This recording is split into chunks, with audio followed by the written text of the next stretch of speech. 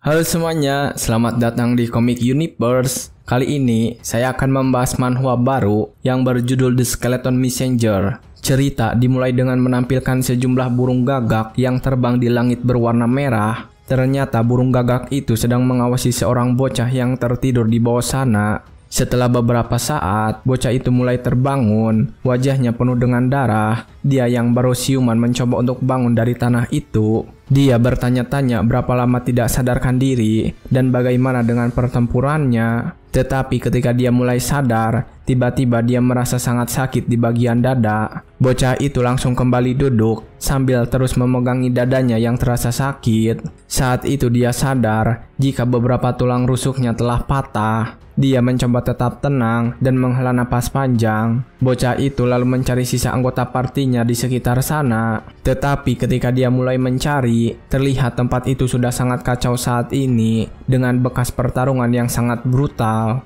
Terlihat salah satu anggota partinya sudah terbunuh di sana. Lalu ada satu lagi yang sudah tertimpa puing golem. Namun di tempat yang agak jauh dari sana, masih ada yang hidup dan sedang bertarung melawan musuh. Orang ini menggunakan pakaian tradisional dengan beberapa kertas jimat di depannya. Menggunakan kertas jimat itu, orang ini membuat sebuah ledakan dan melawan musuh.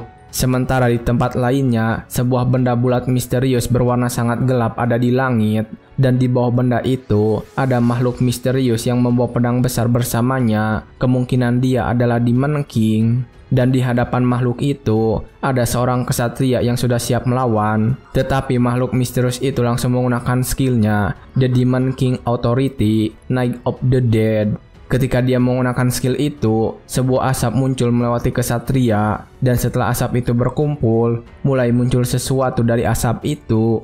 Lama-kelamaan, undead muncul lebih banyak mulai mengepung kesatria. Ternyata kejadian ini dilihat oleh bocah yang sedang mencari rekan partinya. Dia terkejut karena melihat munculnya pasukan undead. Tidak menyangka jika Demon King masih menyimpan kekuatan sebesar itu. Bocah ini kemudian kembali memakai topengnya dan bersiap kembali bergabung untuk membantu mereka. Dia kemudian langsung memanggil salah satu dari mereka, Priest, Authority. Priest yang melihat bocah rogue ini sudah kembali bergerak, langsung membaca mantra untuk memberikan authority baginya. Dia memberikan itu menggunakan kertas jimat yang bercahaya di sekitar. Skill yang dia gunakan kali ini adalah Authority of Light, Forgetting Pain. Setelah mendapatkan authority itu, bocah rogue ini langsung membantai pasukan undead yang ada di depannya. Dia langsung berhasil mengalahkan beberapa dari mereka dengan mudah. Namun pasukan undead itu belum habis dan masih berusaha menyerangnya. Bocah rogue yang melihat mereka datang menggunakan sebuah jurus untuk mengalahkan mereka. Dan setelah mengalahkan pasukan undead itu, bocah tersebut berteriak kepada kesatria yang ada di depan sana, "Serahkan semua pengacau padaku, pergilah hero." Sang hero sendiri sudah bersiap dengan pedangnya yang memancarkan cahaya. Begitu juga dengan sang Demon King, dia mengayunkan pedangnya untuk menyerang hero yang sedang datang kepadanya. Hero menggunakan pedangnya untuk menangkis serangan Demon King dan berhasil membuatnya terdorong mundur. Tetapi Demon King berhasil berhenti dan kembali menyerang hero. Mereka kembali beradu pedang di tempat itu sampai membuat retakan pada ruangan di sana. Dan pada satu kesempatan, hero menggenggam kuat pedangnya. Lalu dalam serangan itu, hero menyerang sekuat tenaga. Dia berhasil memotong salah satu lengan Demon King berkat serangan tersebut. Kini Demon King mulai berlutut setelah kehilangan lengannya dan pedangnya juga. Dan setelah berhasil membuat Demon King terpojok begitu, hero mulai berjalan mendekatinya untuk mengakhiri semua ini. Dia mengacungkan pedangnya ke arah Demon King dan berbicara, "Sudah berakhir Demon King." Tetapi ketika hero melakukan itu, Demon King mengatakan bahwa ini belum berakhir. Setelah mengatakan itu, tangan Demon King tiba-tiba beregenerasi kembali dan langsung menangkap hero yang sudah sangat dekat dengannya. Demon King mengatakan semuanya akan terus berlanjut sambil menangkap hero dengan sangat kuat. Dan terlihat ada sebuah cahaya misterius muncul dari dada Demon King.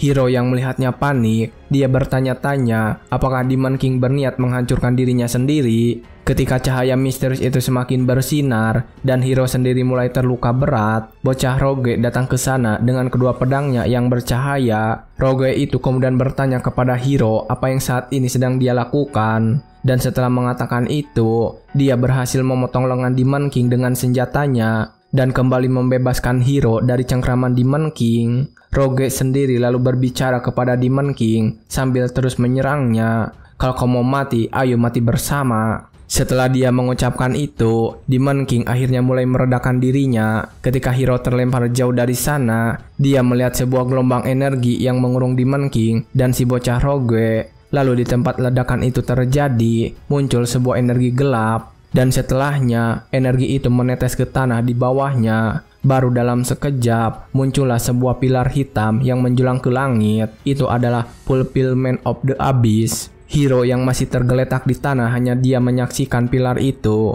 Begitu juga dengan Priest. Dia memperhatikan pilar hitam yang menjulang tinggi tersebut dari tempatnya. Dia bertanya-tanya pilar hitam apa itu. Terlihat dia juga terkena gelombang kejut yang ditimbulkan dari pilar hitam tersebut. Sementara saat ini, setelah kemunculan pilar hitam misterius tersebut, tiba-tiba saja satu sosok muncul dalam kepulan debu yang ada di sana. Hiro terlihat senang ketika melihat bahwa itu adalah Rogue yang tadi membantunya. Tetapi setelah debu-debu itu hilang dan tubuhnya semakin terlihat jelas, Hiro matanya terbuka lebar karena terkejut. Dia melihat separuh tubuh Rogue sudah hilang tidak berbekas. Bahkan di sana masih ada Demon King yang masih selamat. Saat itu Demon King juga masih terus berbicara sambil mencoba untuk menangkap Rogue yang sedang terluka. "Aku bergegas ke sini untuk menyaksikan Yang Mulia mewarisi tahta kekuasaan. Namun pada akhirnya, apakah semuanya hanya kekuatan sia-sia?" Tetapi ketika dia akan berhasil menangkapnya, Rogue tersebut ternyata masih hidup. Dengan kakinya dia mulai menghajar wajah Demon King. Demon King yang terkena serangan itu terkejut saat mengetahui Rogue masih hidup. Kemudian saat ini, terlihat Rogue itu memiliki mata yang berbeda, seolah dipenuhi energi demonik. Demon King yang melihat itu bertanya-tanya apakah makhluk di depannya ini juga memilikinya kualifikasi untuk menerima Throne of Authority. Demon King yang penasaran itu menggunakan tangannya untuk menangkap bocah Rogue dan langsung menekannya ke tanah dengan sangat kuat. Ketika dalam keadaan tersebut, Rogue itu mulai memanggil teman-temannya, mengatakan jika inilah saatnya. Mendengar perintah itu, Priest langsung menggunakan kekuatannya untuk memberikan Authority of Light kepada Hiro. Dan Hiro sendiri yang telah menerima kekuatan itu langsung menggunakan skillnya. Holy Sword Draw, Sword of Annihilation Ascalon. Serangan itu begitu cepat sehingga langsung menebas Demon King yang berada pada jalurnya. Demon King yang terkena serangan itu kini mulai bergerak mundur. Sebuah garis berwarna emas kini terbentuk di tengah-tengah tubuhnya. Dan setelah beberapa saat, Demon King terjatuh ke tanah. Setelah berhasil membuat Demon King terjatuh di sana, Priest saat ini langsung mendekati Hiro yang sedang menyelamatkan Rogue. Ketika dia sampai di tempat itu, Rogue tubuhnya sudah ditutupi oleh jubah Hiro. Dan terlihat saat ini tubuh Rogue yang tadi hilang sudah kembali tumbuh. Mereka bertanya-tanya apakah Rogue sedang meregenerasi kembali tubuhnya. Dan ketika mereka sedang memperhatikan, ternyata Demon King belum menghilang sepenuhnya. Dia lalu bertanya kepada Rogue yang masih tertidur, "Apa kau menerima berkat itu dengan baik?" Aku sempat panik, tapi memang seharusnya seperti itu.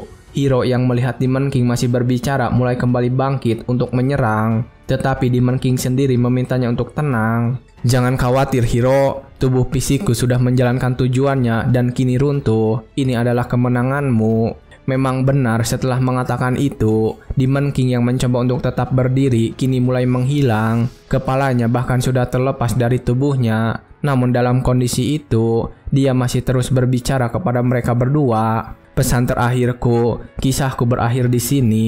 Sekarang giliranmu. Kau akan dipaksa membuat banyak pilihan dan kau akan jatuh dalam keputusasaan lebih dalam lagi. Bahkan jika kau hancur oleh beban tanggung jawab, berdoalah, jangan berhenti, teruslah maju. Semoga perjalananmu memiliki akhir yang berbeda dari milikku, berbeda dari kami yang hampa, dari kami yang bodoh, berbeda." Setelah mengatakan semua pesannya, Demon King sepenuhnya mulai menghilang dari sana. Namun kini tangannya sedang menatap langit, seolah mencoba untuk meraih sesuatu. Akhirnya pada waktu itu, Demon King berhasil dikalahkan sepenuhnya. Tubuhnya juga sudah mulai hancur di tengah teriknya matahari. Hiro dan partinya yang tersisa menyaksikan itu dengan perasaan lega. Pertarungan antara Hiro dan Demon King demi nasib dunia berakhir begitu saja. Setelah itu, waktu berlalu begitu cepat. Wijar tertangkap oleh kepala sekolah sihir dan dibawa kembali ke sekolah. Elap mulai perjalanan pulang ke tanah airnya, dan Pries berpamitan untuk yang terakhir kali, lalu kembali meninggalkan dunia panah. Dan orang itu pun kembali ke tempat asalnya. Cahaya palsu memudar, kehidupan kembali bernapas di bawah matahari, seolah semuanya tak pernah terjadi. Rasa takut pun menghilang dari kehidupan sehari-hari mereka, dan demikianlah era kedamaian berlanjut untuk waktu yang lama. Sekitar 150 tahun kemudian, di sebuah hutan yang sepi, terlihat ada sebuah skeleton yang sedang bersandar pada sebuah pohon. Dan ternyata ini adalah Ben Lyra, mantan hero party yang waktu itu memiliki job rogue. Usianya kini sudah berada di 150 tahun lebih. Saat ini dia sedang bersantai di sana, menikmati bintang-bintang pada langit malam. Dia memikirkan gunung-gunung yang sudah mulai hancur dan dataran luas yang kini berubah jadi gurun. Dia bertanya-tanya apakah satu-satunya yang tidak berubah hanyalah bintang-bintang di langit dan dirinya sendiri. Ballerina kemudian menatap kembali tangannya dengan tengkoraknya itu. Dia memikirkan Curse of Immortality yang didapatkannya, sebuah berkat yang diberikan Demon King sebelum dia mati, sekaligus kutukan yang tak akan pernah hilang. Ballerina sendiri terlihat sedikit kesal ketika mengingat hal itu, dan kini dia mulai menggerutu. Keabadian, untuk tujuan apa? Jika aku tak bisa lenyap, hanya bisa terus ada, apa arti dari semua ini? Jika selamanya aku harus sendirian? Ballerina kembali memandangi bintang-bintang di langit itu, dan tak sengaja melihat sebuah bintang jatuh. Namun ketika dia tertarik dengan bintang jatuh itu, tiba-tiba saja ada seorang anak kecil berlari memanggilnya. Ballerina sendiri yang mendengar itu langsung melihat ke arah anak kecil tersebut, dan malam itu mereka berdua saling bertatapan dalam diam. 150 tahun setelah pertarungan dengan Demon King, waktu yang seakan berhenti mulai mengalir kembali. Mereka berdua saat ini berada di bagian luar kekaisaran, desa Tower, dan berada di balik pegunungan. Ballerina terkejut ketika melihat keadaan anak kecil berada di luar selarut itu. Tetapi anak kecil itu tidak ketakutan, malah dia langsung memainkan tengkorak Ballerina. Anak kecil itu juga semakin tertarik ketika Ballerina mengeluarkan suaranya. Sementara Ballerina sendiri sedikit kesal dan langsung menangkap kedua tangan anak kecil itu untuk menghentikannya. Ballerina mengatakan sudah sering melihat ada anak kecil tersesat di pegunungan, namun baru kali ini menemukan anak yang berani menyentuhnya. Ballerina lalu bertanya apakah anak itu tidak diajarkan untuk tidak mendekati hal-hal yang bukan manusia. Dia menanyakan itu sambil menunjuk ke arah dirinya sendiri. Anak kecil tersebut kemudian menjawab bahwa dia diajarkan untuk tidak menilai seseorang dari penampilannya. Ballerina yang mendengar itu kemudian sedikit mengerti, dan ini juga pertama kalinya setelah sekian lama dia merasa sentimental. Namun malah muncul anak kecil aneh menghampirinya. Anak kecil itu kemudian bertanya, "Tuan, kau ini apa? Kau juga punya pedang aneh. Apa kau ini Knight?" Ballerina kemudian menjelaskan tentang dirinya sendiri kepada anak itu. "Aku Herald, pembawa pesan yang menyampaikan perintah kaisar ke seluruh penjuru negeri. Saat ini, aku sedang menjaga pegunungan ini dengan Sword Demon, dan Sword Demon ini tidak terkutuk." Anak kecil yang mendengar kabar tersebut semakin tertarik dan menganggap Ballerina adalah orang yang sangat kuat. Dan setelah mendapatkan pujian itu, Ballerina kemudian mencoba mengeluarkan kekuatannya.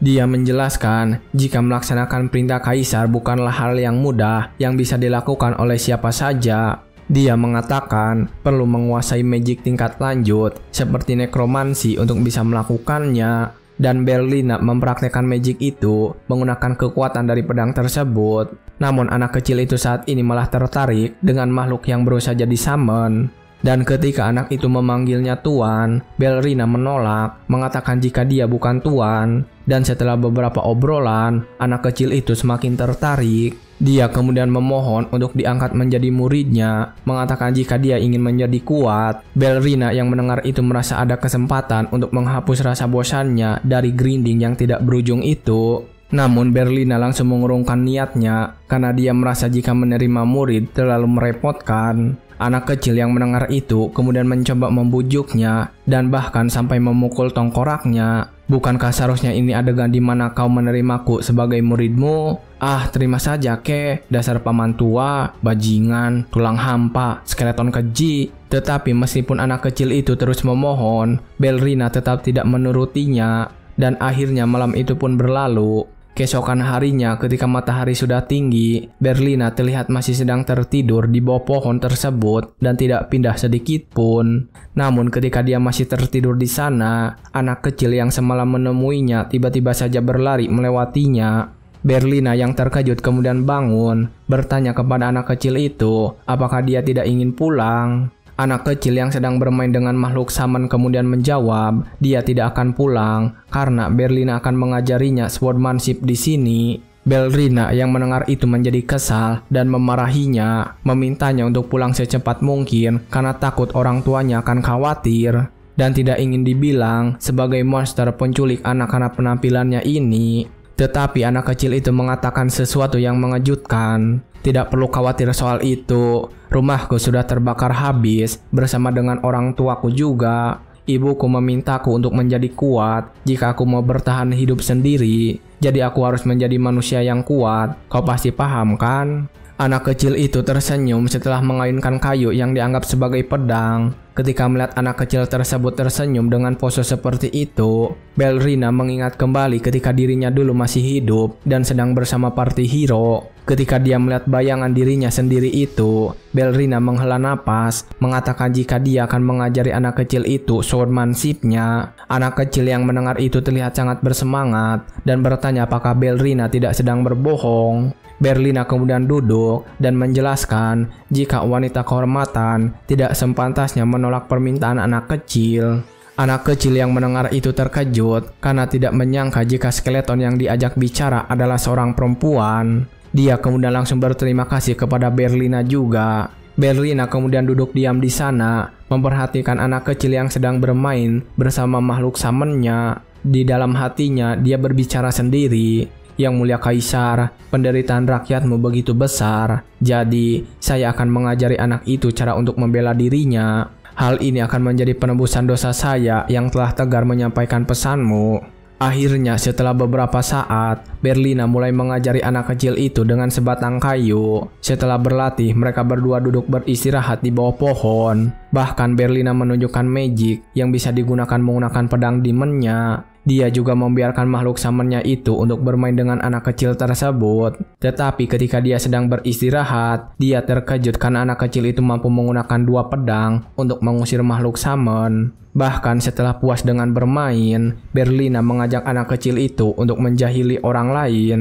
Dan mereka berhasil membuat petualang yang melewati mereka pingsan begitu saja. Setelah melakukan semua kesenangan itu, mereka kembali beristirahat di bawah pohon. Bahkan tangan mereka berdua saling bergenggaman. Ballerina saat itu merasakan sebuah kehangatan yang sudah lama tidak dia rasakan. Hari demi hari, Ballerina terus mengajari anak kecil itu swordsmanship-nya. Dan saat ini anak kecil tersebut sudah bisa mengimbangi dalam latihan tanding. Mereka terlihat saling bertukar serangan dalam gerakan dengan tempo yang cukup cepat. Mereka berdua terlihat tersenyum bersama menikmati latihan mereka siang ini. 11 tahun kemudian, anak kecil tersebut terlihat sedang mandi di sebuah danau. Dan Ballerina datang ke sana memanggilnya membawa hewan buruan, mengatakan jika sudah waktunya untuk makan. Anak kecil itu kemudian langsung menjawab panggilan tersebut. Baik Bibi, aku akan membantumu sebentar lagi. Singkat cerita, setelah menyelesaikan dan membersihkan badannya, mereka saat ini sedang memasak kelinci yang barusan ditangkap.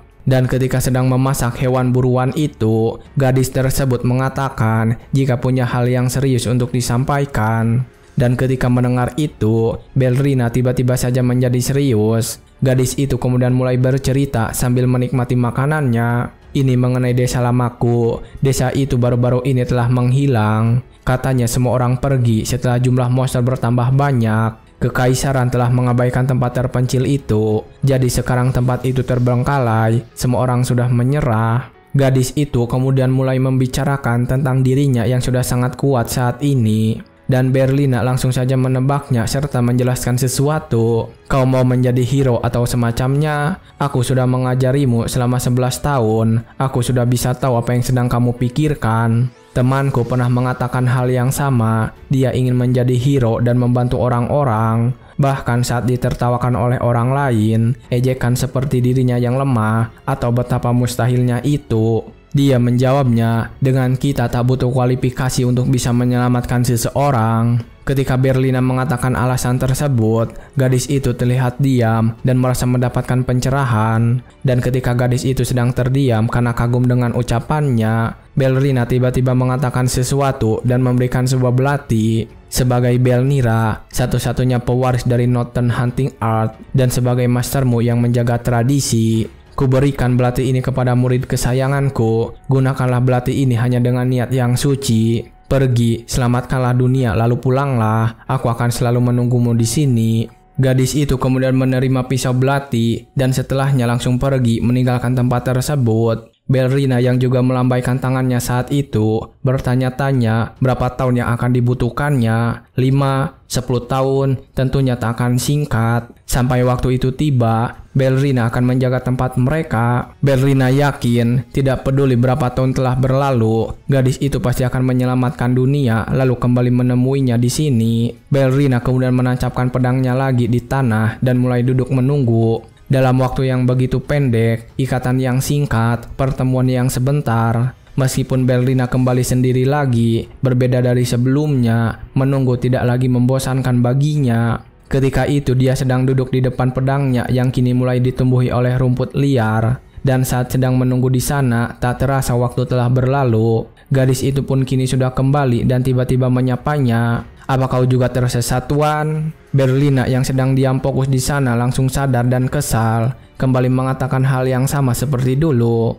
Sudah kubilang, aku ini bukan pamanmu. Sudah lama sekali, aku sampai lupa. Ketika Berlina membuka matanya, gadis itu sudah duduk di sana dan menyapanya.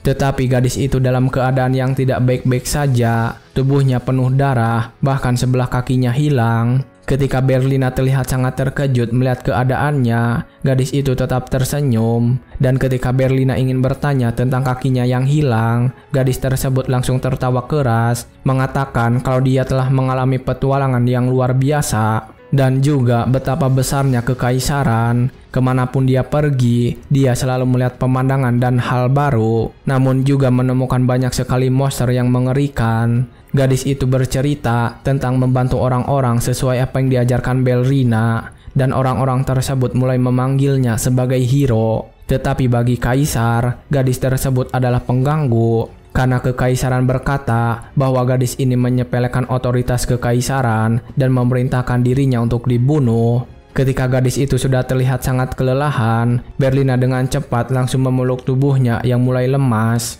Gadis tersebut kemudian meminta maaf karena kepalanya terasa sedikit pening. Gadis tersebut memeluk Berlina dengan erat sambil berbicara kepadanya. Bagaimana kabarmu selama ini, Tuan? Apakah kau menangis sewaktu aku tidak ada? Sekarang aku ingin mendengarkan ceritamu, Tuan, cerita milikmu. Tetapi setelah mengatakan semua itu, gadis tersebut tiba-tiba terjatuh lemas dan akhirnya dia meninggal di dalam pelukan Berlina. Berlina yang bahkan sudah tidak memiliki mata tiba-tiba menangis, mengeluarkan noda hitam dari tengkoraknya. Kita tahu saat ini dia benar-benar merasa sakit hati dan kehilangan murid kesayangannya. Sementara itu di hutan yang sama, kesatria kekaisaran berbondong-bondong datang ke sana. Salah satu dari mereka kemudian mengeluh, "Sial, apa si hero sialan itu tidak bisa mati dalam diam saja? Sekarang aku malah harus bersusah payah menaiki gunung." Namun ketika salah satu kesatria itu mengeluhkannya, komandan mereka menyuruhnya tutup mulut dan menggeledah area sekitar. Ketika sampai di sebuah tempat, komandan tersebut melihat Berlina yang sedang menunggunya di sana bersembunyi di balik semak-semak. Komandan kesatria tersebut kemudian meminta kepada Berlina untuk segera mengemas barang-barangnya dan pergi dari gunung ini. Berlina terlihat sangat marah saat itu. Dia mulai membuka bungkus yang selama ini menutup pedangnya. Berlina juga membalas ucapan komandan kesatria dengan serius. "Gunung? Kamu masih mengira tempat ini adalah gunung? Setelah penutup itu terlepas, terlihat pedang itu seperti memiliki mata, dan ketika kekuatannya memancar, dari dalam tanah tiba-tiba banyak tangan yang menangkap para kesatria. Dalam sekejap tempat itu menjadi sangat kacau, karena tangan-tangan itu menangkap dan menarik para kesatria lalu membunuh mereka. Sambil terus menyebabkan kekacauan, Berlina menjelaskan tentang tempat tersebut. 120 tahun yang lalu, sewaktu menjelajah sebagai pembawa pesan, aku telah menemukan sisa-sisa dari tentara Demon King di tempat ini. Aku membantai, memenggal, dan memotong mereka semua hingga menjadi dadu kecil.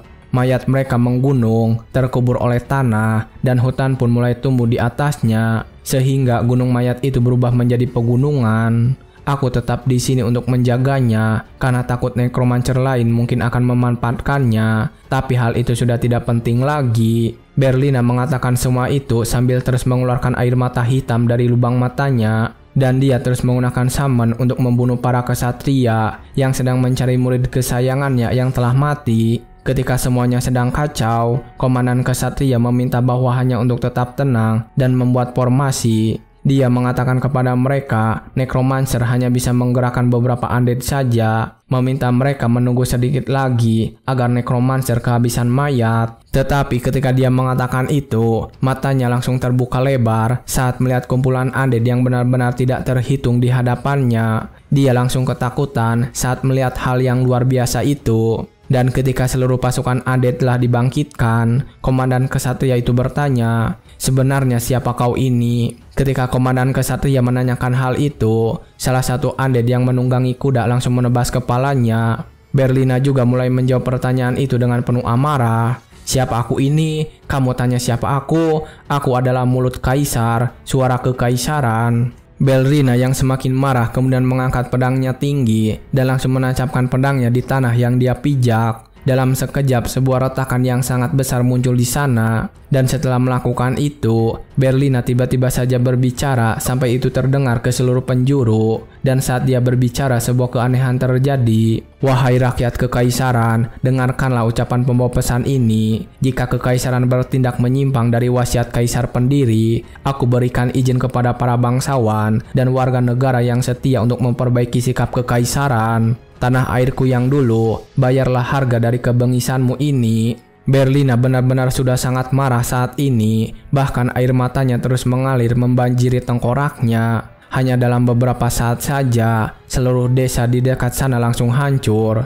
Terlihat saat ini seorang kesatria sedang berlari meminta tolong kepada kelompok kesatria yang ada di desa sana. Dia sudah senang karena melihat kelompok kesatria lain dan bisa menyelamatkan dirinya. Tapi kesenangan itu langsung hilang ketika dia sedang melambaikan tangannya, sebuah tebasan dari belakang membunuhnya. Dan para undead sudah sampai di desa, pasukan undead itu langsung menyerang kesatria yang berkumpul di sana. Ketika mereka sedang memberitahu pasukan yang lain, sebuah granat yang terbuat dari dark energi dilemparkan, dan itu langsung meledakkan kesatria yang berkumpul di tempat itu. Saat ini terlihat ada beberapa undead yang terbang melayang menuju ke kekaisaran. Para kesatria yang melihat kejadian ini langsung sadar jika ini bukan ulah necromancer biasa, karena jumlah pasukan mereka sudah bagaikan tentara. Terlihat pasukan undead yang menunggangi kuda juga sedang bergegas menuju ke kekaisaran.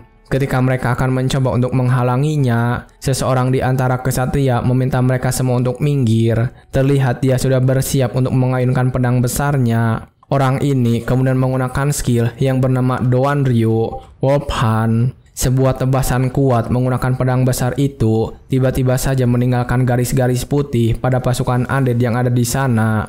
Dan setelahnya itu membuat mereka semua terpotong dengan senjata yang sangat tajam. Dan orang ini adalah kenaik kekaisaran, Esur Soma. Esur sendiri saat ini terlihat kelelahan setelah menggunakan tekniknya tersebut. Dia bertanya-tanya necromancer bajingan macam apa yang bisa membangkitkan pasukan penuh seperti ini. Saat dia sedang memperhatikan sekitarnya, tiba-tiba dia fokus karena melihat makhluk yang sangat besar. Dan semakin memperhatikannya, Esur akhirnya menemukan Berlina si necromancer. Dan saat dia menemukannya, Berlina ternyata sedang menuju ke arahnya. Esur yang melihatnya datang menganggap jika Berlina bodoh, karena tidak seharusnya seorang necromancer maju ke barisan depan untuk menunjukkan dirinya. Esur kemudian sudah mengambil sikap lagi untuk mengeluarkan sebuah jurus. Kali ini dia menggunakan jurus bernama Doan Ryu Lop Cloud. dan menggunakan jurus itu, tiba-tiba saja semua undead terkena serangan pada kakinya, termasuk Berlina juga.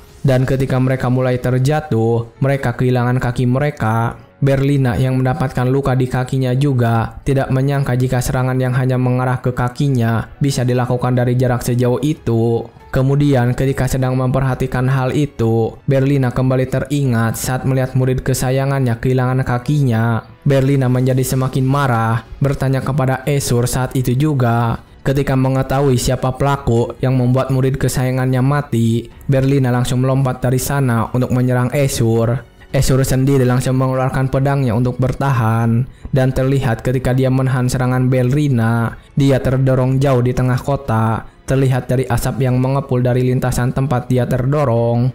Terlihat saat ini, Berlina berhasil mendaratkan serangan menggunakan pedang di meniknya. Esur juga terlihat kelelahan saat menahan serangan itu. Esur lalu menggunakan pedangnya untuk memutar serangan Berlina dan berhasil menjatuhkan pedangnya ke tanah. Esur lalu menggunakan pedangnya untuk menyerang, tetapi Berlina berhasil menghindar. Berlina lalu menyerang kaki Esur dengan kuat saat itu, sehingga membuat Esur akan terjatuh. Berlina kembali memukul wajahnya dengan tangannya, dan sekali lagi langsung menghajarnya dengan kuat. Namun ketika Berlina akan menggunakan pedangnya untuk membunuh Esur, Esur menancapkan kakinya ke tanah dan menggunakan kepalanya untuk menyerang Berlina. Setelah melakukan itu, Esur berniat untuk menebas tengkorak Berlina memakai pedangnya. Untungnya Berlina menyadari hal itu dan langsung menjaga jarak darinya. Setelah mereka menjaga jarak, Esur kemudian berbicara kepada Berlina. Dasar monster sialan, sudah lama aku tidak selelah ini semenjak Forknight. Sebenarnya saha maneh?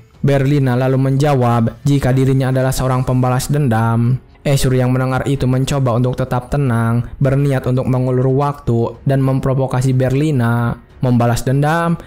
Bodohnya. Dendam atas siapa? Kami sudah membunuh banyak orang. Kau kira aku tahu orang mana yang kau bicarakan itu? Saat sedang memprovokasinya, Esur berpikir jika nekromansi menggunakan stamina dengan jumlah yang sangat besar, semakin besar dan banyak undead yang dikendalikan, semakin besar juga stamina yang digunakannya. Esur berniat untuk mengulur waktunya sedikit lagi. Tetapi ketika dia memikirkan hal itu, Berlina menggunakan tangannya untuk menangkap wajah Esur. Dan setelah menangkapnya, Berlina mencengkram wajahnya dengan sangat keras sambil terus berbicara. Hei, apa kau bangga telah membunuh orang? Apa yang begitu hebat soal membunuh rakyat kekaisaran hanya demi sebuah kekuatan busuk? Bahkan muridku, Hiro. Berlina semakin keras mencengkram wajah Esur ketika mengatakan itu. Dan Esur saat itu terus bertahan, lalu mencoba menyerangnya menggunakan pedangnya. Tetapi Berlina menyadari hal itu dan langsung menusuk tangannya menggunakan pedang di menik. Setelah melakukan itu, Berlina langsung menendangnya dengan keras sampai menghancurkan sebuah bangunan. Dan meskipun sudah terluka serta terkapar di tumpukan puing itu, Esur terus saja memprovokasinya. Dasar monster sialan, kau dari tadi terus mengeluh. Ini semua demi kebaikan kekaisaran. Kematian mereka semua dibutuhkan. Sungguh bajingan yang menyedihkan. Mendengar itu, Berlina menjadi semakin marah. Dia berkata jika kematian Esur di tangannya akan menjadi suatu kebutuhan juga. Esur kemudian membalas jika hari ini dia tidak akan mati. Dan setelah mengatakan itu, sebuah energi tiba-tiba muncul dari belakangnya. Energi berwarna biru yang menjulang ke langit. Berlina terkejut dan memperhatikan energi yang tiba-tiba muncul itu. Energi yang tiba-tiba menjadi sangat besar. Ternyata itu bukan hanya dari satu tempat saja. Muncul beberapa energi dari tempat lain yang bisa terlihat dari sana. Seseorang kemudian melaporkan sesuatu saat energi itu sedang bermunculan. Kami telah menaruh alat pengumpul mana di setiap dinding penghalang untuk mengkonfirmasi stabilitas sirkuit. 155 baterai mana telah berhasil dihubungkan. Persiapan untuk penghalang anti-undead telah selesai. Dan ternyata yang mereka sebut baterai mana adalah sekelompok manusia yang harus dikorbankan. Esur tersenyum ketika mendapatkan laporan itu. Dia mengatakan misinya telah selesai dan meminta untuk segera mengaktifkan pelindung anti-undead. Lalu setelah semua persiapan selesai, sinar-sinar yang sangat terang mulai bermunculan dan semakin naik ke atas. Ketika pelindung itu mulai aktif, para undead langsung merasakannya dan waspada. Namun mereka tidak berdaya dan langsung menghilang secara perlahan. Para kesatria yang melihatnya langsung bersorak karena musuh yang sangat susah sudah berhasil dikalahkan. Ashur sendiri kini berbicara lagi dengan Berlina. Seluruh pasukan undeadmu telah tersapu habis. Generator penghalang ini dibuat oleh Wizard dari Party Hero. Wizard terbaik dalam sejarah, hidup 120 tahun yang lalu. Bahkan kau sendiri tak akan bisa bertahan lama di sini.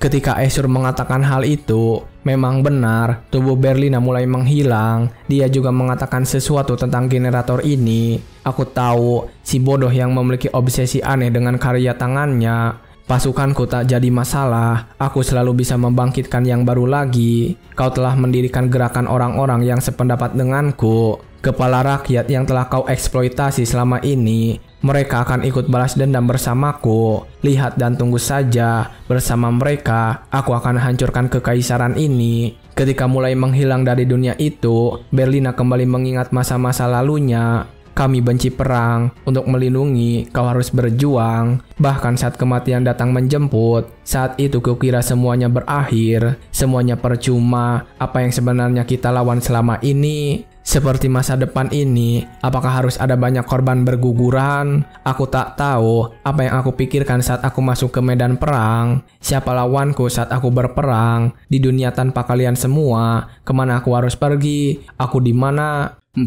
hari setelah insiden penghapusan hero di desa petualangan di utara, daerah wilayah utara, Belnira sedang memasuki guild petualang dan bertanya arah kepada mereka. Hei, aku punya pertanyaan. Aku tersesat saat menuju ke utara di antara pegunungan. Apa kau bisa tunjukkan jalannya?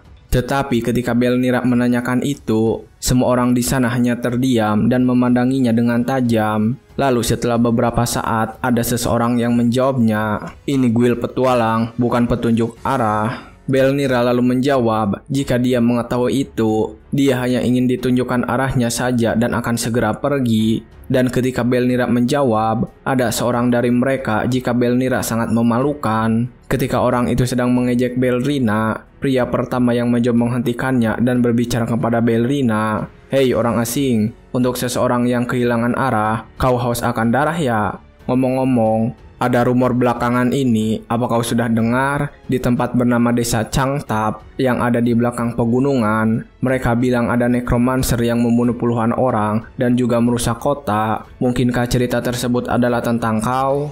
Ketika mengatakan cerita itu, orang tersebut langsung menyerang Belrina tanpa peringatan. Dan karena bertahan dari serangan itu, Belnira akhirnya menunjukkan wujud aslinya. Belnira terlihat marah saat itu dan langsung mengamuk. Belnira kemudian langsung menyerang lantai yang berada di bawahnya dengan keras. Dan setelah asap dari serangan itu menghilang, terlihat Belnira berhasil membunuh seseorang yang telah bersembunyi di bawah sana. Orang yang tadi menyerangnya lalu sadar jika rencananya sudah diketahui. Dia kemudian memerintahkan semua orang untuk membunuh Belnira. Dan setelah mendapatkan perintah itu, beberapa orang langsung bergerak untuk menyerang Belnira. Belnira saat ini tetap tenang, mengatakan jika hanya butuh petunjuk untuk saat ini. Tetapi karena mereka terus datang menyerang, Belnira mengatakan jika ini semua adalah salah mereka. Ketika seorang petualang menggunakan pedangnya untuk menyerang, Belnira langsung menghindar dan melakukan serangan balik dengan pukulannya. Dia berhasil membuat petualang itu langsung babak belur.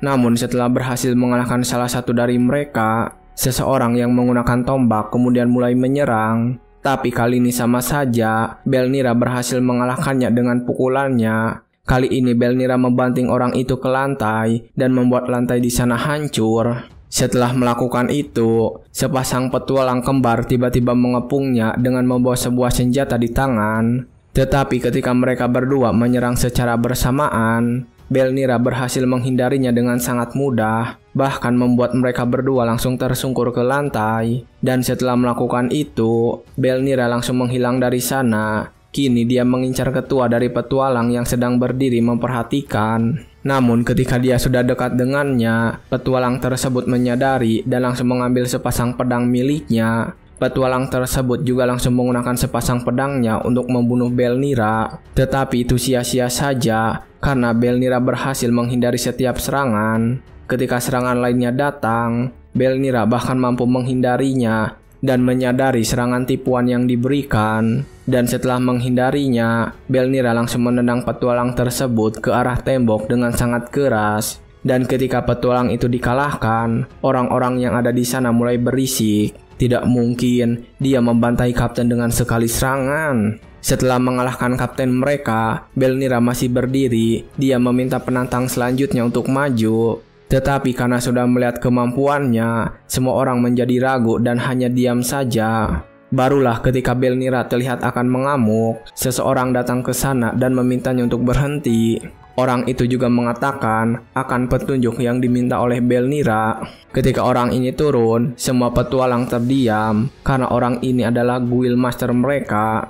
Guild master itu kemudian langsung memperkenalkan diri dan menyambut Belnira. Selamat datang di guild petualang paling utara di kerajaan. Senang bertemu denganmu. Aku Thor Finland, guild master di sini. Mari pindah ke ruangan lain untuk bicara. Akhirnya Belnira saat ini sedang berada di kantor guild master untuk berbicara dengannya. Dan setelah mereka hanya berdua di sana, Thor membicarakan sebuah rumor tentang tengkorak yang ada di desa Changtap yang selalu menghantui petualang. Dan mereka mendapatkan misi untuk memverifikasi kebenarannya. Namun petualang yang mereka kirim selalu kembali dengan tangan kosong dan mengira itu adalah sebuah rumor. Thor sendiri mengatakan tidak percaya kalau tengkorak yang dimaksud ada di depannya dan tertawa kini mengatakan. Tetapi setelah mengatakan itu, Belnira tiba-tiba menghancurkan meja yang ada di depannya dan berbicara dengan serius. Guild Master, aku tidak punya banyak waktu. Sepertinya kau menginginkan sesuatu dariku, bukan? Jika kau punya urusan denganku, mari kita selesaikan. Thor kemudian mengambil rokok dari sakunya dan mulai bercerita kepada Belnira. Sederhana saja, seperti yang kau tahu, guild ini milik kerajaan yang sudah lama dibiarkan. Para warga desa meninggalkan rumah mereka untuk tetap hidup. Mereka yang tersisa hidup dengan permintaan yang sulit demi melindungi rumah mereka. Dan mereka hidup dengan ketakutan setiap hari, menunggu monster untuk menyerang. Mereka menunggu sampai mati. Belnira lalu bertanya apa yang sedang dibicarakan, mengatakan jika tidak mau mati seharusnya mereka bicara dengan kerajaan. Dan jika mereka tidak melakukannya, tidak akan ada yang berubah. Thor kemudian segera menjawab ucapan Belnira sambil menghisap rokoknya. Bukannya kami tidak ingin berubah, tapi tidak ada yang bisa kami ubah. Keamanan di tanah ini diabaikan oleh kerajaan, dan petualang yang ada datang untuk melindungi rumahnya. Guild yang sama juga melakukan hal yang sama seperti kami. Mendengar cerita itu, Belnira baru bertanya kenapa dia tidak melakukan aliansi antara guild untuk melawan kerajaan. Namun Thor mengatakan jika Belnira membuatnya terdengar gampang, tetapi sebenarnya itu bisa berarti perang. Thor kemudian kembali berbicara tentang masalahnya. Ini bukan masalah yang bisa diselesaikan dengan semangat, karena banyak orang akan mati. Kami menunggu untuk seseorang yang datang untuk keselamatan kami. Hidup kami bergantung pada harapan sampai dia datang. Hero harapan yang dia bawa menghangatkan kami. Kami pikir mungkin saja dia bisa menyelamatkan kami. Tapi kami bodoh. Kenapa semuanya menjadi salah? Apakah otak kami yang bodoh? Tapi bertemu denganmu membuatku sadar apa yang kami kurang adalah kebencian. Tidak peduli jika tidak ada hari esok. Tidak peduli jika rumah kami rusak. Jika kami bunuh mereka. Kami tidak peduli jika kami mati. Karena itu adalah perang.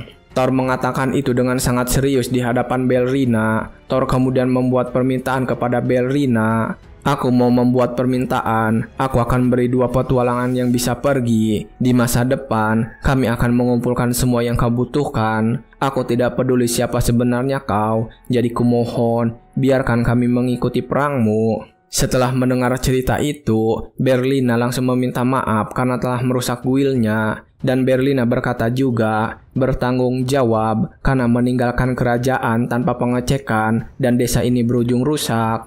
Belnira kemudian mengeluarkan sesuatu dan melemparkan itu ke meja di depan mereka. Belnira mengatakan sudah 150 tahun semenjak dia menerima permintaan terakhir. Dan ketika melihat benda yang dilemparkan itu, Thor terlihat sangat kaget karena benda yang dia lihat itu adalah label petualang Ruby dikeluarkan saat perang besar, rank tertinggi yang sudah tidak ada lagi. Thor lalu bertanya kepada Belnira, siapa sebenarnya kau ini? Belnira langsung berdiri dan menjawab pertanyaan itu.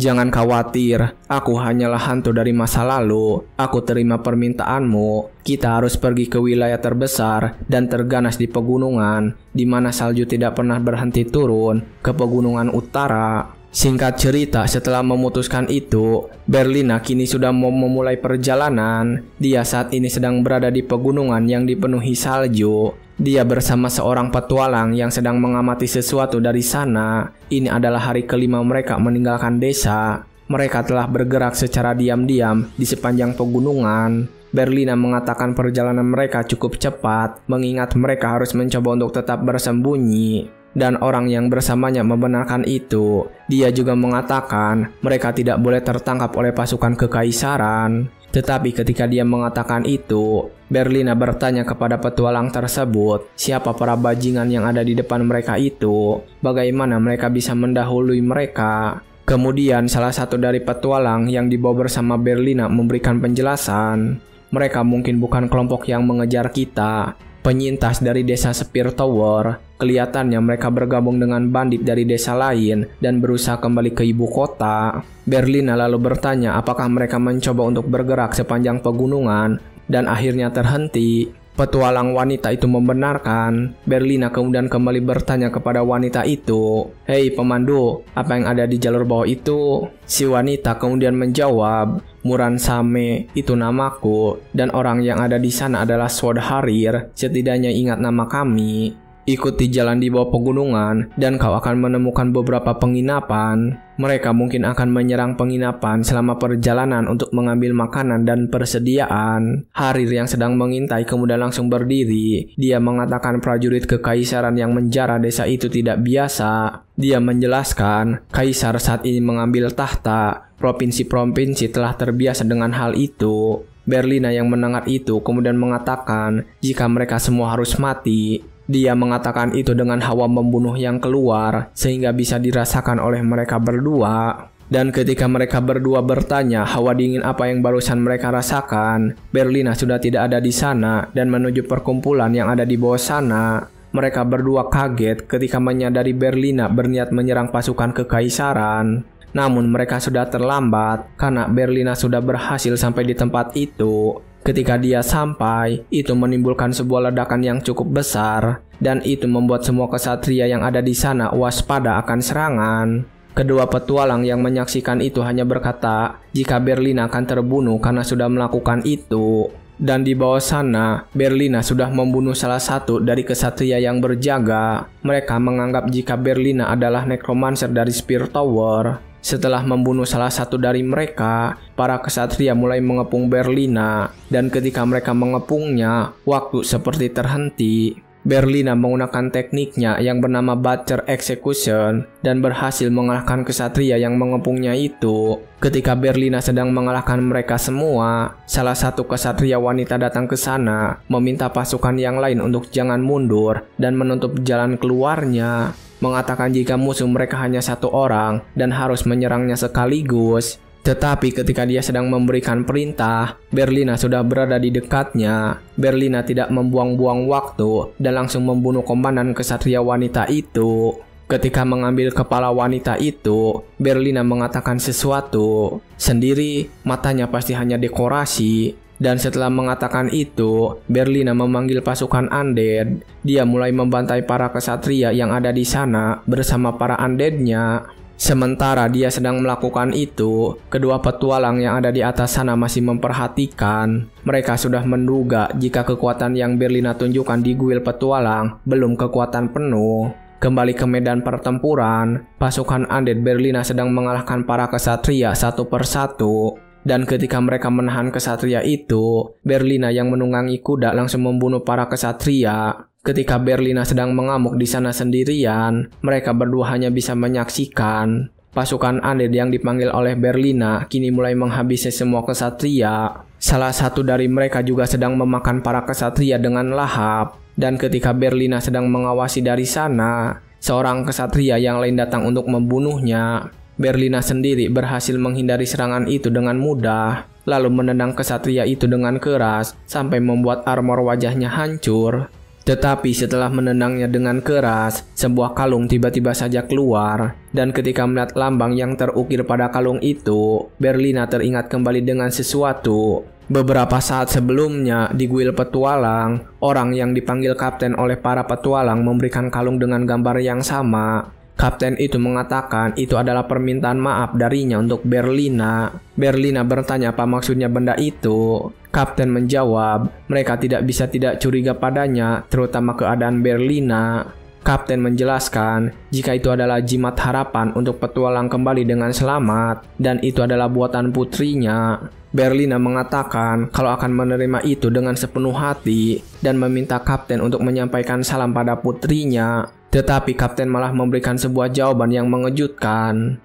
Aku tidak bisa melakukannya. Pasukan kekaisaran telah membunuhnya 2 tahun yang lalu. Setelah mendengar itu, Berlina langsung meminta maaf karena mengatakan itu. Kapten lalu menjawabnya, tidak perlu meminta maaf, semua orang sepertiku. Setiap dari kami punya luka sendiri, mengutuk kekaisaran, membakar kehidupan yang kami punya dalam balas dendam, tak lebih dari sekedar pembantaian. Jangan hancurkan hidupmu dengan balas dendam seperti kami. Terima saja sebagai nasihat dari orang tua. Semua orang di dunia ini punya seseorang yang menunggu mereka. Aku yakin kau juga. Jadi jangan berlebihan, tengkorak. Itulah sekilas ingatan yang dia dapatkan ketika berada di kuil petualang. Dan kembali ke masa kini, ketika Berlina sedang menghadapi salah satu kesatria, tiba-tiba saja salah satu Undead datang ke sana dan membunuh kesatria itu.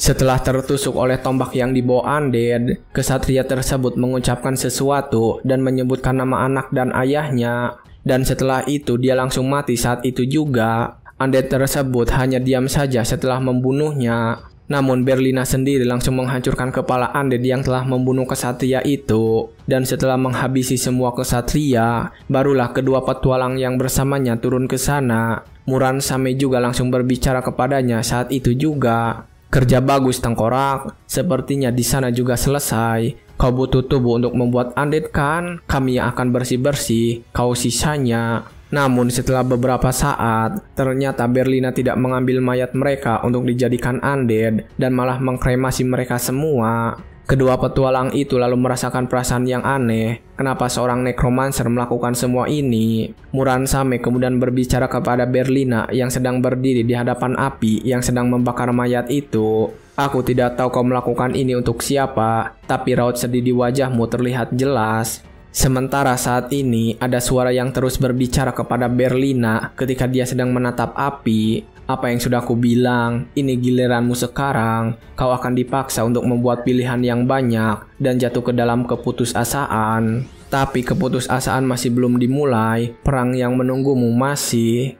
Ketika suara itu semakin jelas, Berlina langsung memintanya untuk diam. Diamlah, kalau kau mati, diamlah di alam baka. Dan ternyata yang sedang berbicara saat ini adalah Demon King yang dia bunuh bersama party hero 150 tahun yang lalu. Demon King yang bersemayam di dalam pedang itu kemudian terus memprovokasi Berlina. Dan kau pikir kau hidup dengan terlihat seperti itu? Berjuanglah sekuat tenaga, lawanlah takdirmu. Pada akhirnya, keputusasaan yang tidak diketahui bahkan olehku akan menunggu. Larilah sekuatmu, lihatlah apakah kau bisa kabur dari takdir. Ketika Demon King mengatakan semua itu, api yang ada di sana semakin membakar mayat-mayat di dalamnya. Sementara saat ini di sebuah kerajaan yang lain, terlihat kerajaan itu sudah hancur lebur. Dan ternyata di istana bagian dalam, ada seseorang yang sedang menikmati kehancuran itu. Dia menikmati setiap jeritan dari wilayah yang terbakar. Jeritan-jeritan itu dia anggap sebagai lagu yang sangat bagus. Dan ketika dia sedang menikmatinya, seorang kesatria datang menghampiri dan bertanya, "Nona Prey, orang-orang Anda bertanya apakah mereka bisa bermain bola dengan kepala putri di dalam. Bagaimana menurutmu?"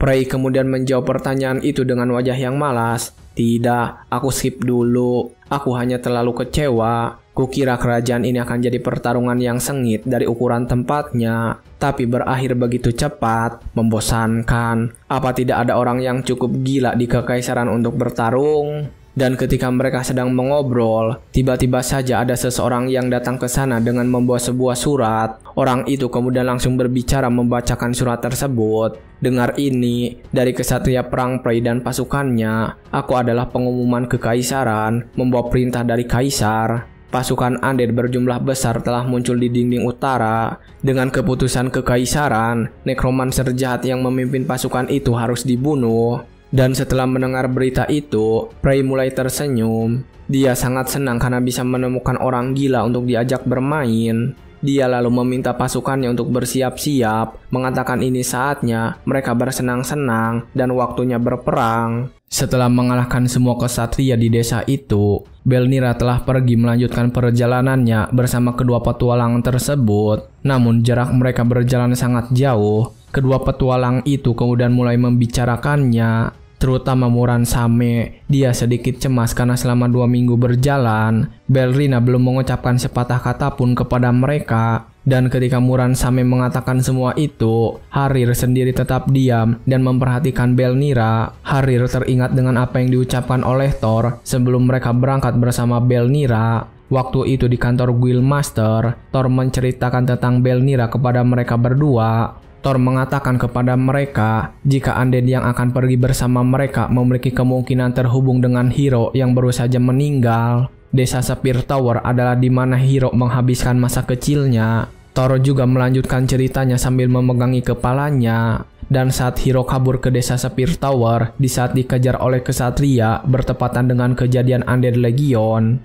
Lebih dari itu, cara dia bertarung tadi itu persis seperti hero. Dia mungkin bukan orang jahat, dia hanya sedang putus asa dan ada masalah sama seperti kita. Aku tidak tahu kenapa dia mencoba pergi ke pegunungan utara, tapi dia bukanlah musuh kita.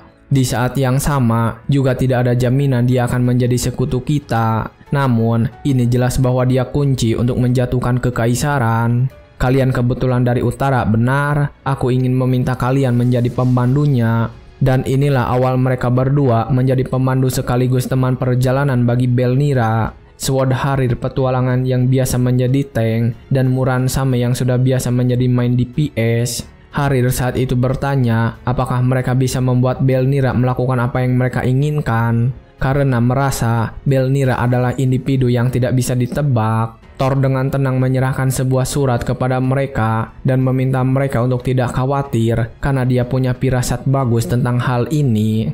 Dan begitulah ingatan yang sedang dikirimkan oleh Harir ketika dalam perjalanan itu. Dan saat ini Harir melihat Belnira sedang menatap ke sebuah arah. Harir kemudian langsung berbicara kepadanya, "Tuan Undead, arah itu."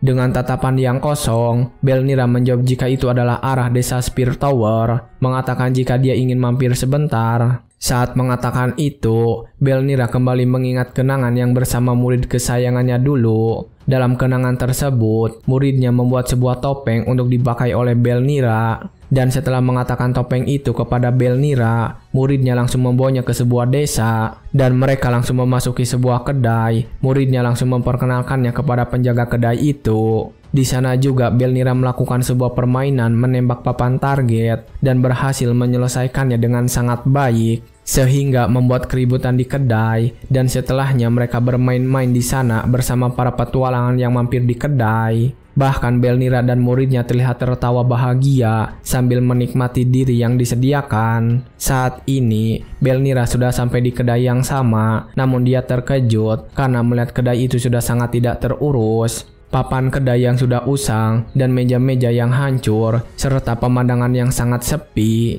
Belnira juga sedang duduk sendirian di meja bar yang sama seperti dulu. Dia terlihat melamun dan mengingat kenangannya lagi. Tetapi ketika dia sedang menatap kedua tangannya, tiba-tiba saja ada yang menyimpan sebuah minuman di hadapannya. Orang itu juga langsung berbicara kepada Belnira setelah memberikan minuman. "Maaf, tapi penginapan kami sudah tutup dari lama. Kau pasti mampir hanya untuk nostalgia, tapi kau sudah terlalu terlambat. Kau tidak menggunakan kantong kren itu lagi." Ternyata orang yang memberikannya minuman adalah pemilik kedai. Belnira yang melihatnya langsung mengetahuinya hanya dari ekspresinya. Belnira lalu bertanya bagaimana bisa penjaga kedai mengenalinya. Penjaga kedai lalu mulai dari cerita sambil meminum minumannya. "Kau master dari anak yang dulu bekerja di sini kan? Aku banyak mendengar tentangmu. Yah, aku tidak pernah mendengar kau undead yang bisa bicara sih." Dan setelah mengatakan itu, penjaga kedai berhenti minum, lalu menjelaskan tentang botol minuman yang ada di genggamannya. "Nama minuman alkohol yang mengisi gelasmu adalah Dioni. Ini minuman murah yang berarti awal yang baru. Kau tahu, minuman inilah yang ditinggalkan oleh muridnya padaku saat dia pergi. Dia berkata dia akan meminumnya untuk perjalanan di mana dia bisa membawamu. Sudah menjadi kebiasaan bagi semua petualang untuk meminum ini bersama. Cara untuk berharap keselamatan perjalanan sebelum mereka pergi. Tapi terakhir kali miras ini terjual sudah lama. Tidak ada lagi petualang yang tersisa di kota ini. Kerajaan ini sudah jatuh dan aku mengerti kenapa kau muncul. Tapi yang kalian akan lakukan sekarang itu salah. Pada akhirnya, kau mungkin bisa menyelamatkan orang-orang kekaisaran. Tapi kau akan menjadi orang seperti apa?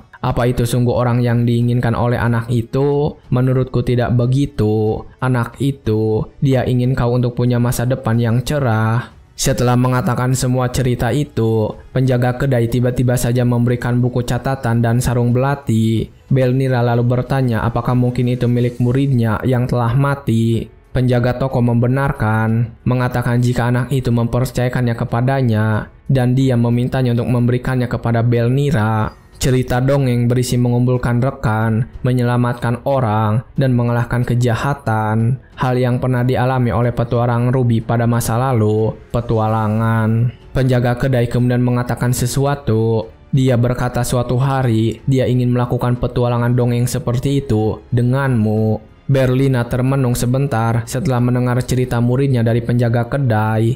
Dia lalu mengambil minuman yang sudah disediakan dan meminumnya. Dan saat itu, Belnira teringat dengan kehidupannya sekarang. Dia sadar jika balas dendam sudah membutakan matanya dan menyebabkan dirinya tersesat dalam kabut. Dibutakan oleh amarah, Belnira hampir mengulangi kesalahan yang sama. Meskipun semua orang memanggil Belnira guru dari Hiro, tapi sebenarnya Belnira merasa bahwa dirinya yang selalu belajar dari Hiro. Dan Belnira dengan senang hati akan membawa semua perasaan muridnya pada bahunya sekarang. Setelah meminumnya habis, Belnira langsung pamitan dan berterima kasih kepada penjaga kedai. Ketika Belnira akan pergi dari sana, penjaga kedai bertanya kemana Belnira akan pergi sekarang. Sambil mengenakan jubah, Belnira menjawab dengan percaya diri. Kau bilang ini berarti awal yang baru kan? Karena aku sudah meminumnya, ini waktunya untuk pergi. Pada petualangan yang dulu kumulai, di mana aku ingin mengalami ini bersamanya.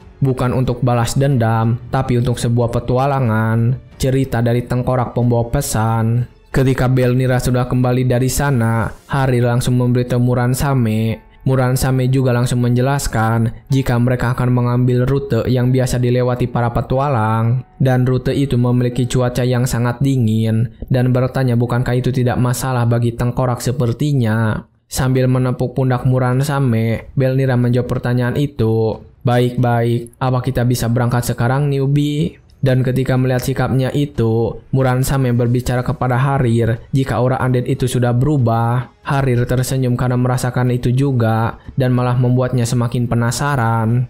Dia juga ingat kembali dengan apa yang diucapkan Guildmaster tentang Belnira kepada mereka. Harir kemudian langsung memanggil Belnira dan meminta dia untuk menunggu mereka juga. Setelah melakukan perjalanan kembali, Harir menjelaskan tentang sistem petualangan pada zaman ini. Saat ini, seorang petualangan terbagi ke dalam 10 kelas. Mereka dinilai berdasarkan kelas yang mereka duduki. Diamond berada di kelas ke-10 dan meletakkan kelas tertinggi. Sedangkan Earth berada di kelas pertama sekaligus kelas terbawah. Sudah sederhana ada 4 kelas elite, kelas atas, kelas menengah, dan kelas bawah. Seorang petualang tidak akan bisa menerima quest yang tingkat kesulitannya di atas kelas yang mereka duduki saat ini. Dan kebanyakan manusia cuma bisa mentok sampai kelas 7. Harir menyebut mereka yang berada di kelas ke-8 sebagai kelas elit yang dipisahkan oleh batas kelas tertinggi.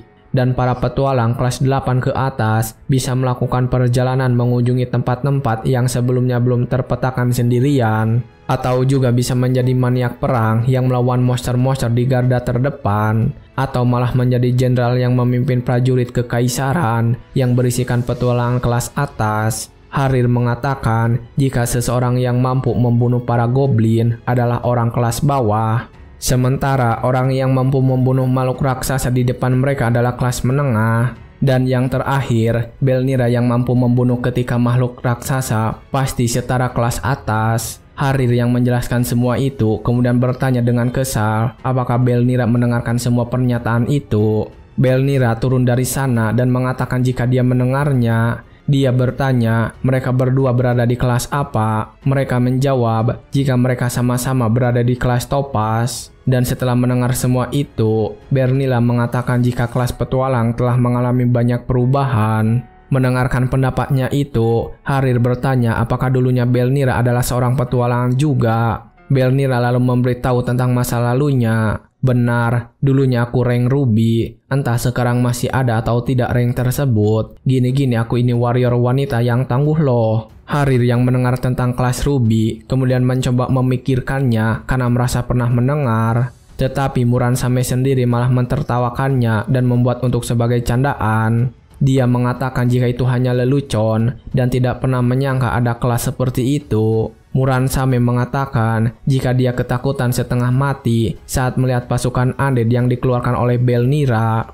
Dan ketika mendengar Muransame mengatakan tentang pasukan undead, Belnira tiba-tiba melakukan sesuatu dan memanggil undead di sana. Dan itu membuat mereka berdua terkejut. Muransame terlihat sangat senang dan malah bermain dengan undead itu. Sementara Harir sendiri ketakutan dan memohon kepada Belnira untuk segera menghilangkan undead yang telah dipanggil. Belnira langsung menurutinya dan menyimpan pasukannya lagi. Dan setelah melakukan itu, Belnira terlihat tersenyum menikmati. Belnira kembali merasakan perasaan yang dulu dia pernah rasakan. Perasaan ketika mengajari muridnya juga telah muncul kembali. Sejak dia merasakan perasaan seperti itu, Muransame tiba-tiba menanyakan sesuatu. Dia menanyakan apa tujuan Belnira pergi menuju pegunungan utara karena di sana ada banyak monster berbahaya. Belnira hanya mengatakan jika dia memiliki janji dengan seseorang di sana. Dia juga memberitahu jika rencana awalnya adalah untuk menyerang aula pasukan Raja Iblis dari 120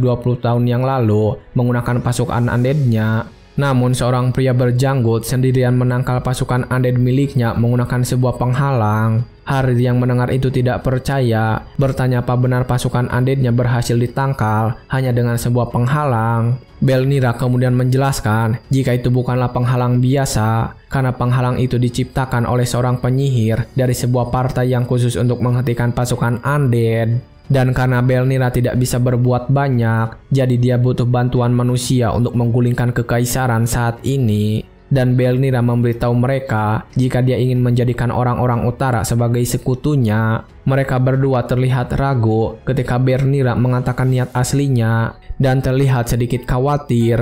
Belnira lalu bercerita kembali jika sebenarnya tujuan awalnya adalah untuk membunuh raja. Tapi muridnya membujuk untuk mengurungkan niat tersebut. Lalu daripada mengambil jalan kekerasan, tujuan Belnira saat ini adalah membangunkan kekaisaran baru. Dan karena topik pembicaraan itu terasa berat, Belnira membahas hal lain. Dia bertanya kepada mereka berdua, kalian ini orang-orang yang gagal dalam Great Hunt dan melarikan diri bukan? Jika tidak, mustahil orang utara seusia kalian ada di tempat seperti ini. Mereka berdua langsung panik ketika Belnira mengatakan itu karena semuanya benar. Dan Belnira tiba-tiba terlihat serius setelah mengatakan itu. Mengatakan jika perjalanan mereka masih panjang dan ingin melatih mereka berdua. Ketika Belnira mengatakan itu, Harir menjadi ketakutan. Dia meminta untuk melanjutkan perjalanannya saja. Tetapi Belnira menolak dan langsung memanggil undead dari bawah kaki. Harir terlihat semakin panik saat undead itu sudah muncul. Dan dari atas undead raksasa itu,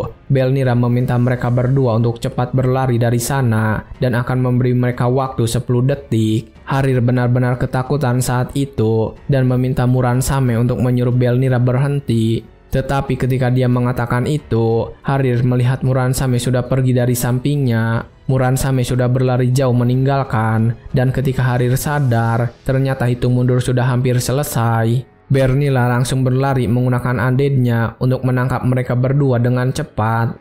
Dan ketika melakukan itu, Belnira terlihat sangat menikmati. Dalam hatinya dia berbicara sendiri mengenang kembali masa lalunya, si gadis kecil, hero, dan semuanya. Meski kalian sudah tiada, aku masih mengingat semua kenangan bersama kalian. Dia lalu tiba-tiba tertawa dari atas undead itu, mengatakan jika ini akan menjadi putaran kedua baginya untuk melatih murid-muridnya yang baru. Dia berteriak kepada kedua petualangan itu jika mereka harus bersyukur karena Belnira mau melatih mereka secara langsung. Belnira kali ini tidak ingin kehilangan lagi dan akan melindungi mereka semua. dan dengan begitu dia menjadi punya tujuan untuk melanjutkan hidup. Belnira sekarang sudah tidak merasakan kesepian. Dan ketika dia sedang melatih mereka berdua, ternyata dari tempat yang dekat dari sana, Prey sedang memperhatikan mereka. Dia datang ke sana bersama pasukan yang selalu menemaninya. Kembali kepada mereka bertiga, Belnira kali ini mulai menyerang dengan undeadnya dan membuat kedua petualangan itu semakin berlari dengan cepat. Tetapi ketika Harir menghindari serangan itu, tanpa sengaja dia melihat Prey datang melewatinya dan menuju ke arah undead yang sedang mengejar. Prey sendiri terlihat sangat bersemangat. Dia kemudian langsung menyerang tangan undead dan langsung menuju ke atas. Ternyata dia mengincar Belnira yang sedang berdiri di atas sana. Setelah mencapai puncak, Prey langsung menggunakan pedangnya untuk menyerang Belnira dan mereka akhirnya beradu pedang di atas sana. Prey juga langsung menyapa ketika Belnira menahan serangannya itu. Dan ketika serangannya ditahan oleh Belnira, Prey menggunakan salah satu skillnya, Tornado Style, Axis Crashing Dragon Bone Smash. Menggunakan skill itu, Prey berhasil memotong tangan undead tersebut dan bahkan mendorong Belnira terjatuh ke tanah. Itu juga membuat area di sekitar mereka berdua hancur karena merasakan getaran dari tanah akibat serangan itu.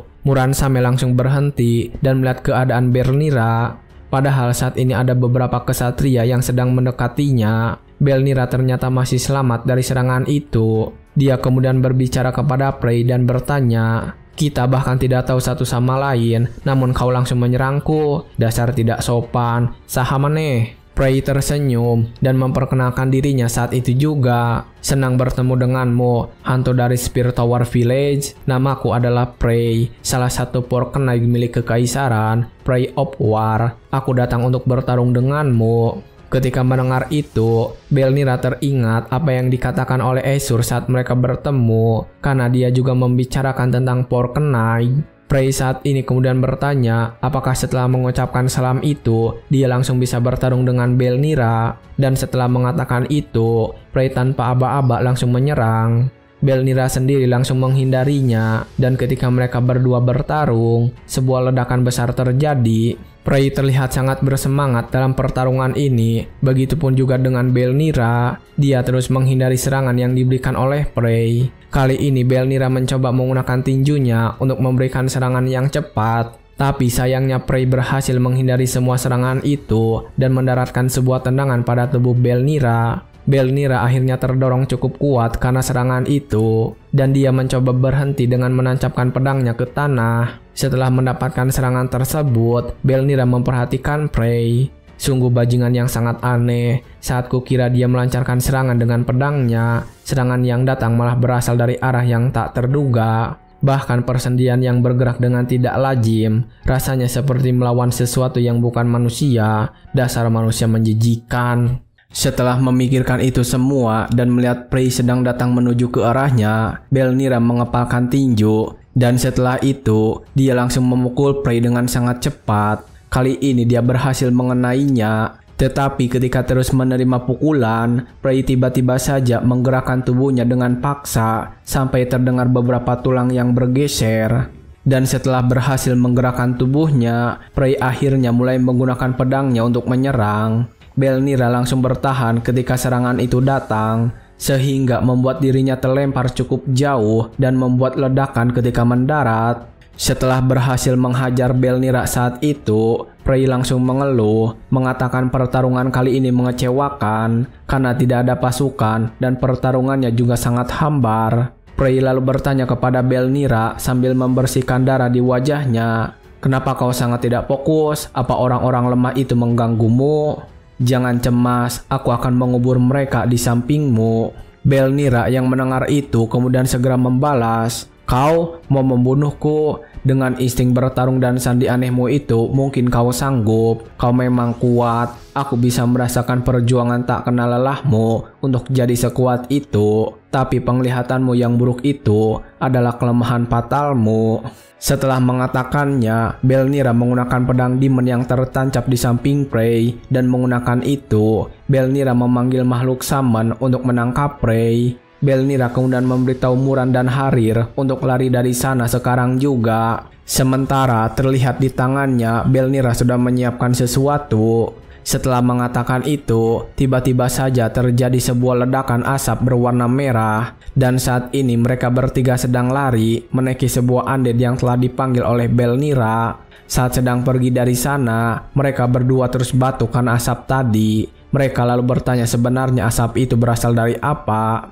Belnira mengatakan jika dia membuatnya menggunakan cabai Tehran dan tempurung kura-kura, bahkan menawari mereka resep tertulisnya. Ketika dia sedang menjelaskan, Harir masih tidak berhenti menangis dan mengeluarkan air liur dari mulutnya. Muran lalu bertanya apakah Belnira memiliki rencana, karena jika memang Prey adalah salah satu Porknight, bahkan satu legiun tidak cukup menumbangkannya. Dan setelah mendengar itu, Belnira lalu mengatakan jika dia sepertinya juga tidak bisa menghentikannya. Dan saat mereka sedang berlari, saat ini mereka sudah melewati batas wilayah. Belnira meminta kepada mereka berdua untuk berteriak sekencang mungkin dan membuat suasana yang sangat ribut agar mereka bisa kabur.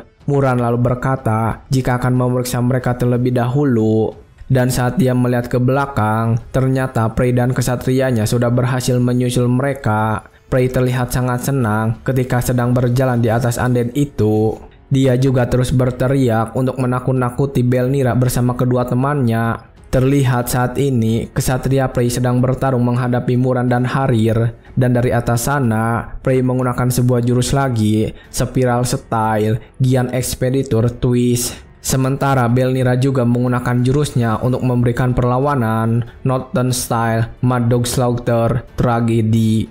Dan ketika jurus mereka berbenturan, itu membuat sebuah ledakan yang besar. Serangan Prey juga berhasil menebas kepala undead serta menghilangkan serangan Belnira sekaligus. Dan akhirnya karena serangan itu, Belnira bersama teman-temannya berhasil dihentikan. Terlihat sebuah ledakan yang sangat besar terjadi. Prey sendiri saat ini sangat menikmati pertarungannya dan terus tertawa sambil terus berjalan mendekati Belnira. Prey lalu bertanya apakah Belnira punya jurus yang lain lagi. Ini jadi semakin menarik. Apakah punya sesuatu yang lain lagi, Tuan Tengkorak? Belnira yang sedang duduk di antara puing-puing kemudian menjawab, "Hei idiot, lihatlah semua debu yang kau buat ini. Beraninya kau mengotori pakaian seorang wanita, dasar jahat." Prey yang mendengar itu lalu merespon dan mengejek Belnira. "Wanita? Pernah ngaca? Oh bentar, kau kan tidak punya mata untuk melihat. Hahaha." Dan karena Prey mulai mengejeknya, Belnira juga membalas ejekan itu. Hingga akhirnya kedua gadis itu saling membalas ejekan satu sama lain. Belnira kemudian memperingatkan Prey yang terus mengoloknya. "Beraninya kau mengolok-olok rupa veteranku ini." Prey yang mendengar itu lalu mencoba memprovokasi Belnira. "Kalau kau veteran, kenapa tidak panggil pasukan mayat hidupmu itu? Aku cukup kecewa tahu. Kau kuat, tapi seperti ada yang kurang." Prey lalu bertanya apa ini karena kedua petualang yang bersama dengan Belnira jadi tidak bisa menggunakan kekuatan penuh. Prey lalu berbisik kepada Belnira, "Apa ku bunuh saja? Kalau ku bunuh, apa kau bisa fokus? Apa kau akan sangat marah sampai bertarung mati-matian? Sampai mengerahkan segalanya?" Ketika Prey sedang mengatakan semua itu, Belnira membalasnya dengan santai. Dia bertanya kenapa Prey sangat pede sampai berada sangat dekat dengan musuhnya itu. Prey lalu tersenyum, mengatakan jika dia ingin meremukkan kepala Belnira saat itu juga. Tetapi setelah mengatakan itu, tiba-tiba sebuah anak panah lewat di hadapan Prey. Dan setelah itu, hujan anak panah langsung turun di sana. Prey sendiri langsung berlari menjauh dari tempat itu. Tetapi tetap saja, Prey terluka karena serangan serbuan tadi. Dan ketika dia melihatnya, sudah ada beberapa pemanah yang muncul di atas pohon. Belnira saat itu langsung berbicara kepada Prey yang sedang menjaga jarak. "Hahaha, dasar keparat angku, kau bilang namamu Prey? Maka tunduklah di hadapan penguasa Gunung Suku Utara yang merupakan pegunungan utara itu sendiri." Tetapi ketika melihat ada bantuan datang ke sana, Prey malah semakin senang dan tersenyum. Dia juga langsung mencabut anak panah yang menancap di tangannya, lalu memanggil pasukannya ke sana. Dan setelah mereka datang, Prey berbicara dengan sombong kepada Belnira. "Bujuklah mereka baik-baik, akan kuberi waktu selama yang kau mau, supaya perangnya bisa lebih menyenangkan. Aku menantikanmu, Tuan Tengkorak." Setelah mengatakan itu dengan senyuman di wajahnya, Prey berpamitan dan pergi bersama pasukannya. Belnira hanya bisa melihatnya saja dengan kesal dari sana. Setelah beberapa saat, Harir dan Muran datang ke sana untuk membantu Belnira berdiri. Muran juga bertanya bagaimana dengan orang-orang yang barusan datang ke tempat itu. Belnira kemudian langsung kembali berdiri dan menyapa mereka yang sedang bersembunyi. "Apa kau ada di atas pohon? Makasih karena sudah menolongku tadi. Senang bertemu dengan kalian, wahai penghuni Northern Village, namaku." Tetapi ketika sedang memperkenalkan diri, sebuah anak panah langsung menusuk tangan Belnira. Dan terlihat orang yang memanahnya tersenyum. Dia mengatakan akan memotong kepala Belnira dan memakainya sebagai wadah minuman.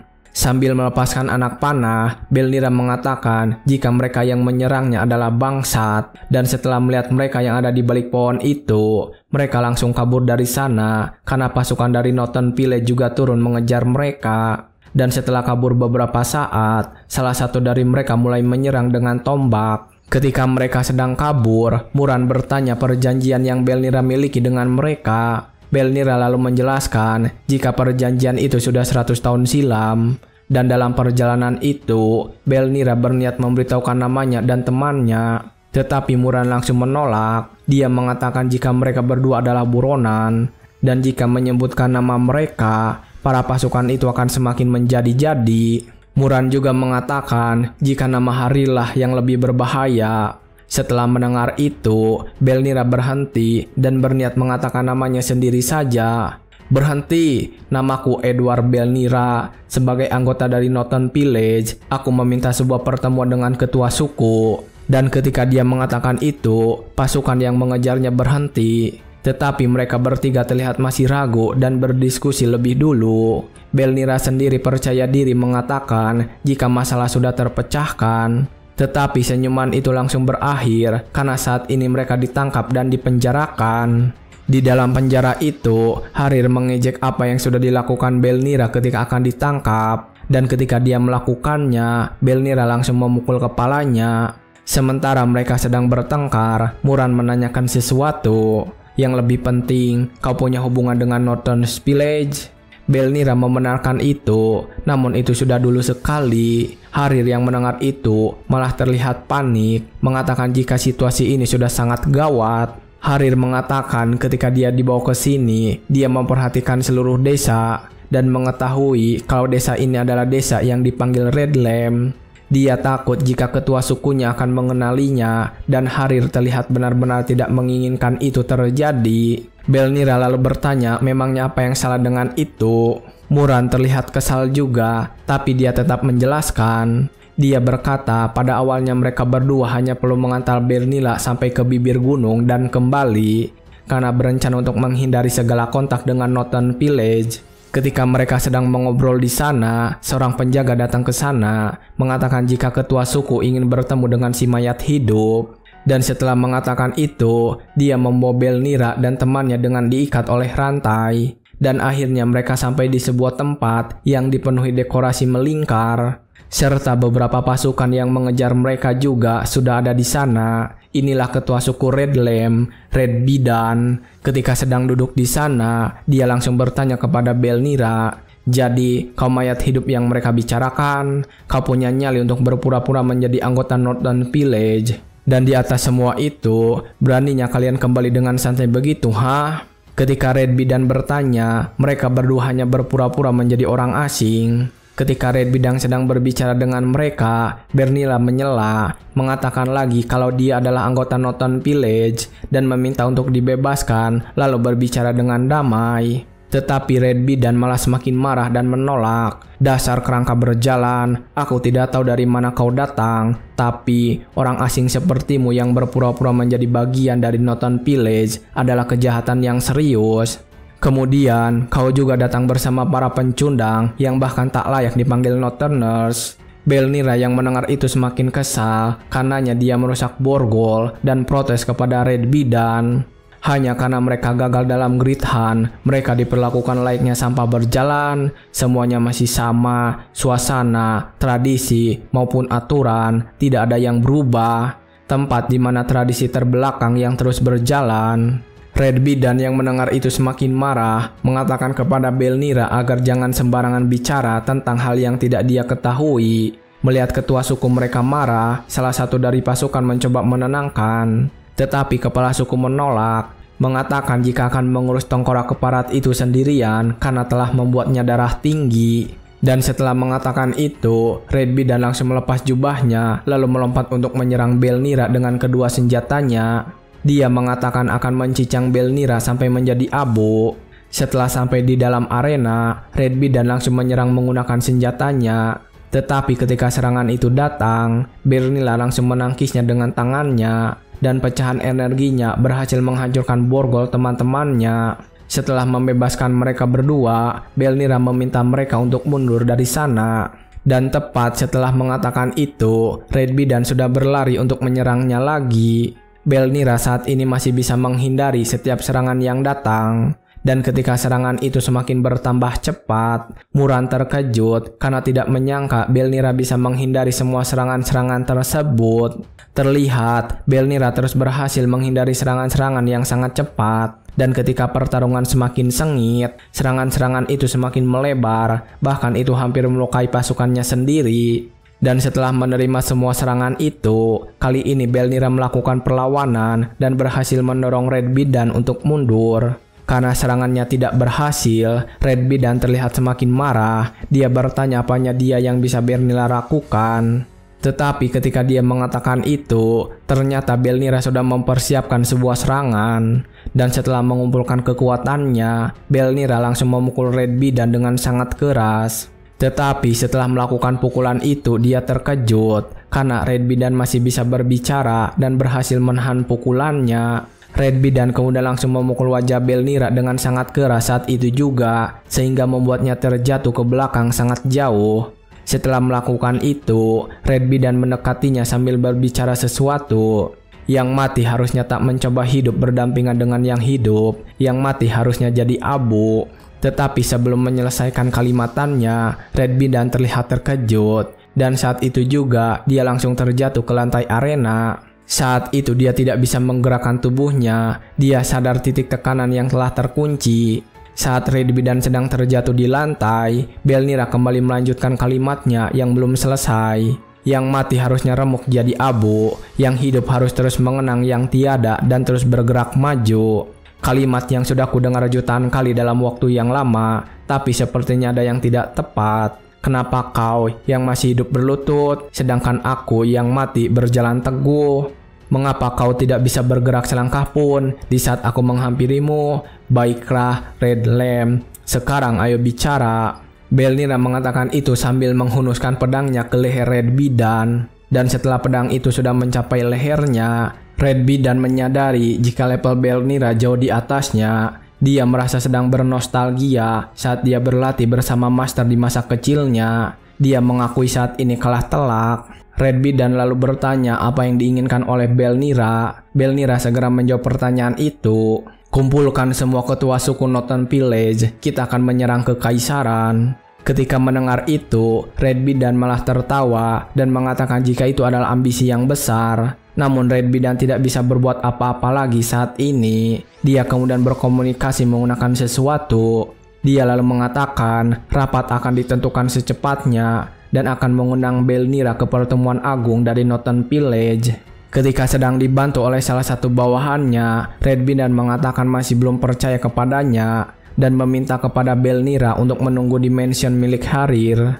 Di sana ada orang tua yang masih berjaga. Belnira lalu bertanya tentang mansion milik Harir. Red Bidan yang melihatnya sedikit kebingungan dan kembali menjelaskan, kenapa berlagak kayak orang bodoh? Bukannya kau datang ke wilayah Red Lamb dengan persiapan matang?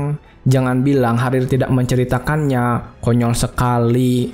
Dengar baik-baik orang asing, nama asli orang itu adalah Swordhawker Harir, suku kerabat kami. Calon ketua suku dari White Lion Tail Tribe, itulah Swordhawker Harir.